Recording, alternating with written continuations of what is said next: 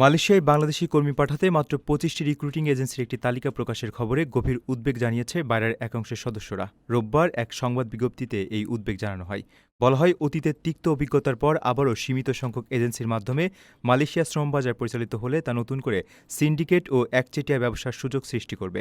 কারণ অতীতেও সীমিত সংখ্যক রিক্রুটিং এজেন্সিকে সুযোগ দেওয়ার কারণে সিন্ডিকেশন, অতিরিক্ত অভিবাসন ব্যয়, অনিয়ম, বৈষম্য এবং কর্মীদের কাছ থেকে অতিরিক্ত অর্থ আদায়ের গুরুতর অভিযোগ উঠেছিল। বিজ্ঞপ্তিতে প্রশ্ন তোলা হয়, সরকার কর্তৃক প্রায় ২৫০০ লাইসেন্সপ্রাপ্ত বৈধ রিক্রুটিং এজেন্সি থাকা সত্ত্বেও কেন মাত্র ২৫টি এজেন্সির মধ্যে মালয়েশিয়া শ্রমবাজার সীমাবদ্ধ থাকবে? কোনো বিশেষ গোষ্ঠীকে একচেটিয়া সুবিধা দিয়ে অন্য বৈধ এজেন্সিগুলোকে বঞ্চিত করা হলে শ্রমবাজারে সুস্থ প্রতিযোগিতা ব্যাহত হবে এবং অভিবাসন ব্যয় বৃদ্ধির ঝুঁকি তৈরি হবে বলেও আশঙ্কার কথা বলা হয়।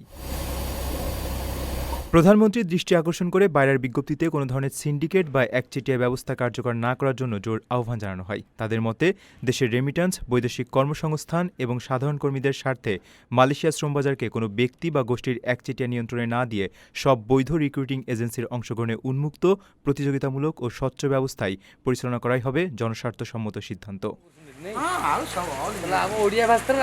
প্রবাসীর সিটিতে চলছে বহুল আলোচিত ফ্রি ফ্ল্যাট অফার, অর্থাৎ আপনি যে টাকা দিয়ে এখন ফ্ল্যাট কিনবেন, ৫ বছর পর সেই সম্পূর্ণ টাকা ফেরত পাবেন, আর সেই সাথে পাচ্ছেন একটি ফ্ল্যাট একদম ফ্রি। অফারটি সীমিত সময়ের জন্য, তাই দ্রুত যোগাযোগ করুন স্ক্রিনে দেওয়া নাম্বারে।